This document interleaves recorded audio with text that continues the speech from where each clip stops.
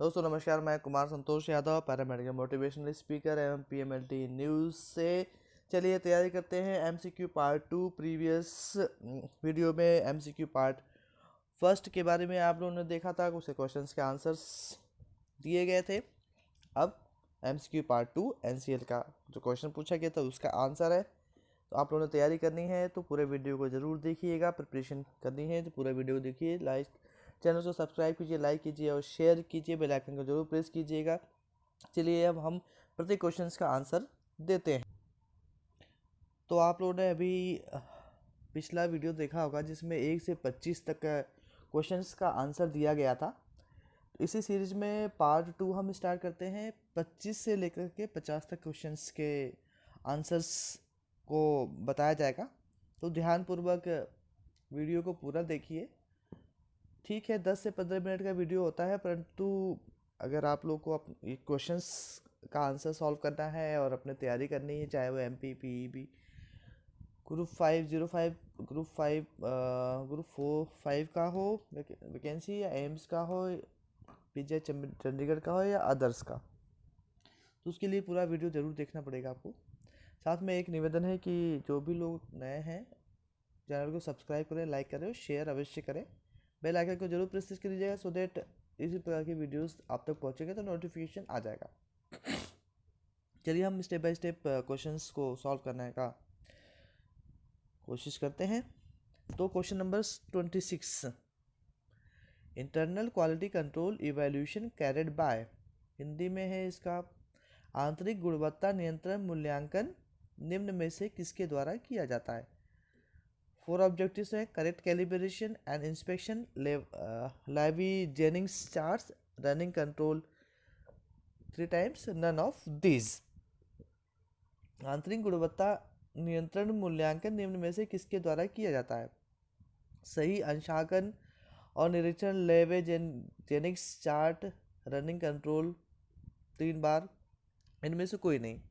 सो right answer है 26 का answer B, means internal quality control evaluation carried by Levey Jennings chart के द्वारा internal quality control का evaluation किया जाता है।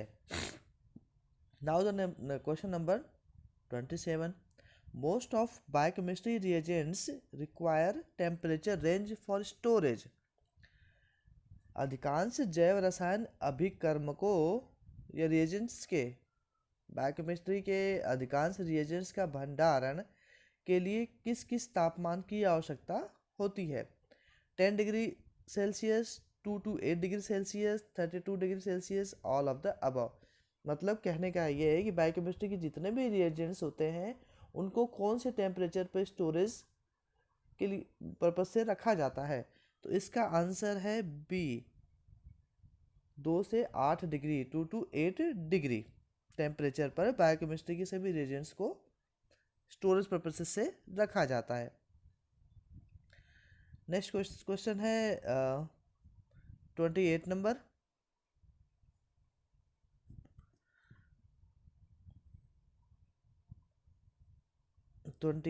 पेप stain is not used for, PAP stain का इस्तेमाल नहीं किया जाता है किसके लिए। ऑब्जेक्टिव्स हैं: screening of cervical cancer, study morphology of semen, C study routine haematology slides, liquid based cytology. So right answer है study routine haematology slides. Generally Pap smear जो है साइटोलॉजी में किया जाता है। तो अगर क्वेश्चन इस तरीके से भी पूछा जा सकता है कि Pap stain is used for, तो उसमें अगर ऑब्जेक्टिव हो सकता है स्क्रीनिंग ऑफ सर्वाइकल कैंसर, तो राइट आंसर होगा study morphology of semen, liquid based cytology. तो screening of cervical cancer, liquid based cytology का राइट आंसर हो सकता है।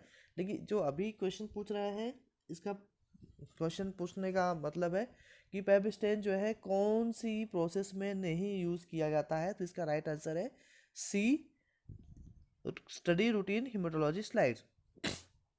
Next question is 29, calcium used for estimation of, बहुत सारे लोगों ने प्रोथ्रोम्बिन टाइम का पीटी और एपीटीटी का टेस्ट लगाया होगा। तो ये बहुत इजी क्वेश्चन है कि कैल्शियम का इस्तेमाल कौन से टेस्ट में किया जाता है। क्वेश्चन ऑब्जेक्टिव दिया है पीटी, ए पीटीटी, सी बोथ और डी नन। तो राइट आंसर होगा ए पीटीटी। उसमें हम कैल्शियम का इस्तेमाल करते हैं। Now the third next question is 13 number. Histokinetic machine used for. Histokinette machine का उपयोग निम्न में से किसके लिए किया जाता है। तो preparation of histopathology blocks, processing of gross specimen, quality control, none of this. Right answer is preparation of histopathology blocks. जब आप हिस्टोपैथोलॉजी का पढ़ते होंगे तो उसमें डिफरेंट डिफरेंट मशीन का जिक्र किया जाता है, जैसे माइक्रोटोम हो गया और क्रायोस्टेट हो गया और टिश्यू प्रोसेसर हो गया। तो उसी टाइप में हिस्टोकाइनेटिक मशीन का भी इस्तेमाल किया जाता है। तो इसका इस्तेमाल प्रिपरेशन ऑफ हिस्टोपैथोलॉजी ब्लॉक्स के लिए किया जाता है। Now the next question is 31 number. Which is non conductive transparent solid. कौन सा कुचालक एवं पारदर्शी ठोस पदार्थ है। तो ऑब्जेक्टिव हैं ग्लास, कॉपर, जिंक, गोल्ड। तो इसका राइट आंसर होगा glass. Which is non conductive transparent solid का राइट आंसर है ग्लास। चलिए नेक्स्ट क्वेश्चन है आपका question number 32। 100% of confirmatory test for tuberculosis. ऐसा कौन सा टेस्ट है जिसमें 100% टीबी के लिए जो है किया जाता है, 100% कंफर्म होता है जिस उस टेस्ट से। तो ऑब्जेक्टिव है sputum cytology, sputum culture, CB NAAT test और ब्लड कल्चर। तो इसका आंसर होगा 100% confirmatory test for tuberculosis is blood culture.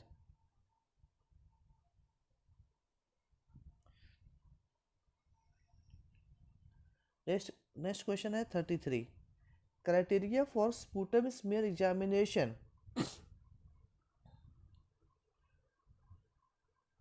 इसका ऑब्जेक्टिव्स हैं at least one cyst macrophages in sputum, saliva should be present, squamous epithelium should be seen और none of the above. तो criteria for sputum smear, आप अगर sputum smear का examination कर रहे होते हैं तो उसमें उस स्मीयर में अब जब एग्जामिन करेंगे तो क्या होना चाहिए जिससे आप अपनी रिपोर्टिंग कर सकते हैं। तो इसका राइट आंसर है eight least one cyst microphages इन स्पुटम, ये वाला। Objective A is the right answer for question number 33। देखिए ये संभव नहीं है कि आपको थ्योरेटिकल पढ़ाया जा सके क्वेश्चन, क्योंकि 25 से 50 मतलब 25 क्वेश्चंस का आंसर देना है तो थोड़ा टाइम टेकिंग होता है। तो थ्योरेटिकली आपको समझा पाना थोड़ा सा डिफ़िकल्ट है because of timing. So next question is 34 number. CLIA stands for. आपने CLIA पढ़ा होगा, MLIA पढ़ा होगा। तो वही पूछ रहा है कि CLIA का फुल फॉर्म क्या होता है। तो इसका ऑब्जेक्टिव से clinical laboratory improvement amendment, B clinical laboratory items act, criteria for lab investigations analysis, none of these. So इसका राइट आंसर होगा clinical laboratory improvement amendments. Basically ये राइट आंसर है। फर्स्ट वाला CLIA का फुल फॉर्म होता है clinical laboratory improvement amendments. फिर what is ELISA, 35 number. Question number 35। ELISA is, ELISA क्या है। एलाइजा आप सभी जानते हो कि एंजाइम लिंक्ड इम्यूनो ऐसे इम्यूनोसॉल्वेंट ऐसा है। और इस ये पूछ रहा है कि एलाइजा जो एक मेथड है वो किस चीज़ के मेजरमेंट के लिए किया जाता है। जनरली सोचते हैं जानते हैं कि अरे एलाइजा टेस्ट करना है या एलाइजा होता है, तो एलाइजा बेसिकली क्यों किया जाता है, क्या वजह होती है जिसकी वजह से एलाइजा टेस्ट किया जाता है, तो वही पूछ रहा है क्वेश्चन। इसका ऑब्जेक्टिव है a method of measurement of antigen antibody concentration. Antigen antibody के कंसंट्रेशन को मेजर करने की एक मेथड है ELISA. A objective a enzyme linked immunosorbent assay using of target antigen antibody in sample using specific antigen oblique antibody all of the above. So right answer है यहाँ पर C, a method of target antigen antibody in a sample using specific antigen और antibody. ठीक है, देखिए यहाँ पे आपको थोड़ा सा कंफ्यूजन होगा, ये लिखा हुआ है एंजाइम लिंक्ड इम्यूनोसॉर्बेंट ऐसे, ये भी होता है राइट आंसर, लेकिन एलाइजा जनरली सभी लोग को मालूम है इसका फुल फॉर्म, इसलिए ऐसे क्वेश्चन में 2-3 आंसर दिए जाते हैं। तो आप यहाँ देखिए जो सी वाला पढ़ेंगे, अ method of target antigen oblique antibody in sample using specific antigen या एंटीबॉडी। एलाइजा एक ऐसी मेथड है जिसमें हम एंटीजन या एंटीबॉडी का डिटेक्शन करते हैं। मान लेते हैं कि हेपेटाइटिस बी है और अगर हेपेटाइटिस बी किसी के को हो गया है, तो अगर हमें उसके एंटीबॉडी को पता करना है या एंटीजन को पता करना है, तो उसका सैंपल हम लेंगे जिसमें जो है हेपेटाइटिस बी का एंटीजन होगा, और हम बाहर से एक स्पेसिफिक एंटीजन ऐड करेंगे। इसकी अलग अलग एलाइजा की मेथड होती है, जिससे डिटेक्ट हो जाएगा कि हाँ ये इन्फेक्शन हेपेटाइटिस बी का किसी पेशेंट को हुआ है। तो एलाइजा मेथड जो है वो अ method of target antigen antibody in a sample using specific antigen oblique antibody है। नेक्स्ट क्वेश्चन है question number 36। Anaemia is commonly seen in, anaemia कौन सी कंडीशन में कॉमनली दिखाई देता है, diabetes, pregnant lady, sports person और मैन। ये objective से, तो राइट आंसर क्या होगा, प्रेग्नेंट लेडी में जो है एनीमिया जनरली देखा जाता है। नेक्स्ट क्वेश्चन है 37 number, the ability of substance to hold water molecule from surrounding environment and remain in same test is known as. जो लोग हिंदी में जानना चाहते हैं वो सुने। क्वेश्चन नंबर 37, पदार्थ द्वारा आसपास के वातावरण से पानी के अणु को धारण करने और उसकी अवस्था में बने रहने की क्षमता को क्या कहते हैं। आंसर दिया हुआ है 4 आंसर से, हाइग्रोस्कोपिक, एफ्रेवेसेंट, फिर डेलिक्यूशेंट एंड नन ऑफ दिस। तो राइट आंसर होगा यहाँ पर 37 का ए, हाइग्रोस्कोपी, हाइग्रोस्कोपी। ठीक है, नेक्स्ट क्वेश्चन चलते हैं 38 number, anaemia is due to reduction in, anaemia में जो है किस चीज की कमी हो जाती है, निम्न में से किसकी कमी के कारण एनीमिया होता है, RBC, WBC, platelet, all of above. ये ऑब्जेक्टिव्स दिया हुआ है, तो किसका एनीमिया में किसका रिडक्शन होता है, डब्ल्यूबीसी का रिडक्शन होता है, जिसकी वजह से एनीमिया होता है, आरबीसी की संख्या कम हो जाती है तो एनीमिया। नेक्स्ट क्वेश्चन है 34 number, how to prevent platelet clumping, platelet की क्लम्पिंग को कैसे रोका जा सकता है। ठीक है, ऑब्जेक्टिव है taking sample directly, proper mixing of blood with EDTA, process sample directly at 2 to 8 degree Celsius, all of the above. मतलब कहने का क्या है, समझिएगा। सपोज हम ब्लड सैंपल हम लेते हैं, अब जैसे सपोज क्या होता है कि अगर हमारे बॉडी के अंदर जैसे कट लग जाता है तो तुरंत ब्लड निकलता है, और फिर उसके बाद क्लॉटिंग की प्रोसेस स्टार्ट होती है, तो वो क्यों होती है, बिकॉज ऑफ प्लेटलेट। ठीक है, ये तो हो गया चोट लगने की कंडीशन में। जब हम सैंपल्स को विड्रॉ करते हैं, सैंपल्स को जो है लेते हैं, तो लेने के कुछ समय के बाद क्लॉट हो जाएगा। क्यों? क्योंकि अगेन वही सेम प्रोसेस, प्लेटलेट। तो इसको हम जो प्लेटलेट का क्लम्पिंग को किस तरीके से रोक सकते हैं, तो इसमें बताया है कि देखिए ऑब्जेक्टिव से आपको समझ में आएगा, taking sample directly, proper mixing of blood with EDTA. तो राइट आंसर क्या होगा? राइट आंसर यही होगा, बी न B B, proper mixing of blood with EDTA. मतलब ईडीटीए के अंदर ब्लड लेके प्रॉपर तरीके से उसको शेकिंग करे, मिक्सिंग करेंगे तो ब्लड प्लेटलेट की क्लम्पिंग नहीं होगी। नेक्स्ट क्वेश्चन है 44 number, depth of improved Neubauer chamber. Neubauer chamber की जो है डेप्थ कितनी होती है?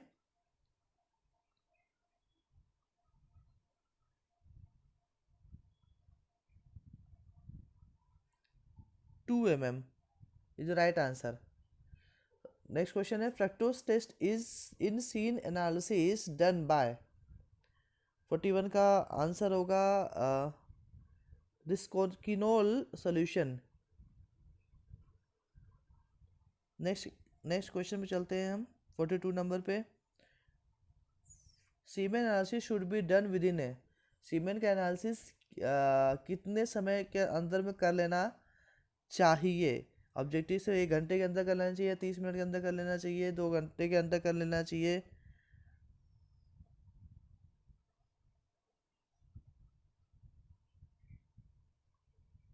या नन ऑफ द अबव।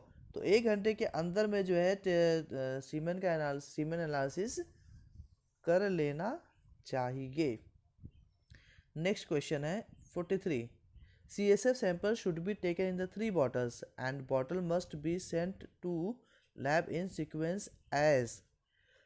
कहने का मतलब है, क्वेश्चन पूछ क्या रहा है कि CSF का जो नमूना हम 3 बोतलों में लिया जाना चाहिए और बोतल को किस अनुक्रम में प्रयोगशाला में भेजा जाना चाहिए। ठीक है, CSF सैंपल का कलेक्शन 3 बोतलों में करना चाहिए और टेस्टिंग के लिए कौन कौन से लैब्स में भेजना चाहिए, उसका सीक्वेंस क्या होगा। पहले बायोकेमिस्ट्री में जो ऑब्जेक्टिव्स दिए हैं, पहले बायोकेमिस्ट्री में भेजेंगे आप, या माइक्रोबायोलॉजी में भेजेंगे, या पैथोलॉजी में भेजेंगे, या स्पेशल स्टडी के लिए भेजेंगे। फिर बी ऑब्जेक्टिव है, पहले स्पेशल स्टडी के लिए भेजेंगे, फिर पैथोलॉजी में भेजेंगे, फिर माइक्रोबायोलॉजी भेजेंगे, या ICC में भेजेंगे, पैथोलॉजी में भेजेंगे, बायोकेमिस्ट्री में, माइक्रोबायोलॉजी में, या नन ऑफ दीज। आप समझिएगा क्वेश्चन का पूछने का मतलब क्या है। तो पहले हम इसको कहाँ भेजेंगे? राइट आंसर ए वाला है, पहले बायोकेमिस्ट्री में भेजेंगे, फिर माइक्रोबायोलॉजी में भेजेंगे, फिर पैथोलॉजी में भेजेंगे, फॉर स्पेशल स्टडी के लिए भेजेंगे। ठीक है, बायोकेमिस्ट्री आप समझिएगा, बायोकेमिस्ट्री में क्यों भेजेंगे? CSF का टेस्ट करने के लिए, प्रोटीन एल्बुमिन, प्रोटीन और शुगर की जांच के लिए बायोकेमिस्ट्री में बायोकेमिस्ट्री एनालिसिस होगा। फिर माइक्रोबायोलॉजी में जो कल्चरिंग के लिए भेजेंगे। ठीक है, और फिर पैथोलॉजी में माइक्रोस्कोपिक होगी। तो ये सीक्वेंस है।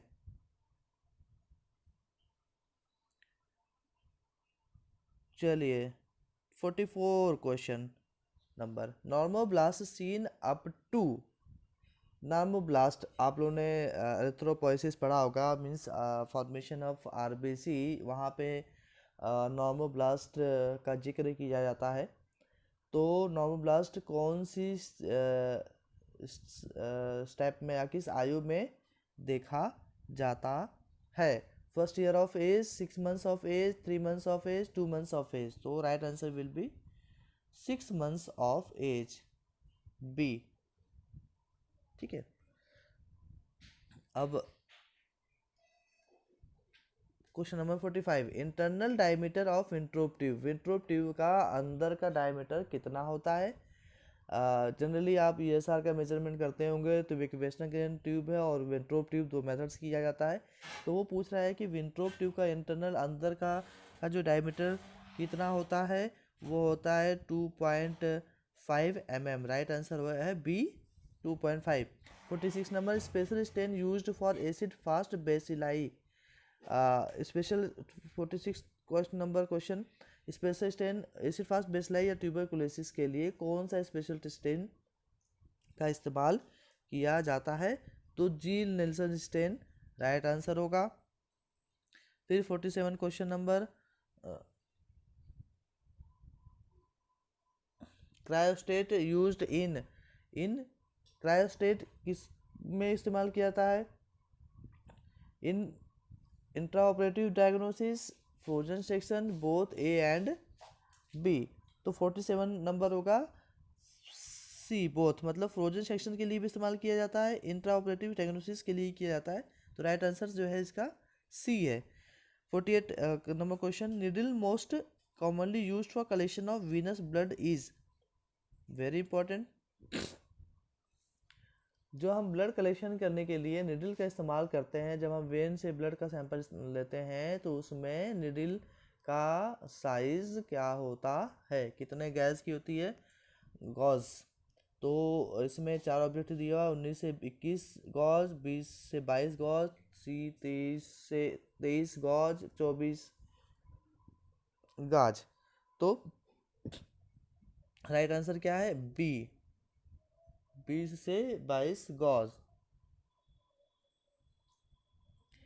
Question number 49, preferred anticoagulant of choice for haemoglobin. Haemoglobin का अगर हमें टेस्ट करना है तो उसके लिए कौन सा एंटीकोगुलेंट का इस्तेमाल किया जाता है, ये क्वेश्चन पूछा गया है। 4 ऑब्जेक्टिव दिए हैं, sodium citrate, EDTA, heparin, all of the above, आप सब लोग को पता होगा। तो राइट आंसर है वेरी सिंपल, बी, ईडीटीए में हीमोग्लोबिन के लिए टेस्ट का सैंपल लिया जाता है। Now next question is 50 number and the last of MCQ part 2, plasma. What is plasma? Plasma क्या है? ये जनरली अक्सर पूछ दिया जाता है।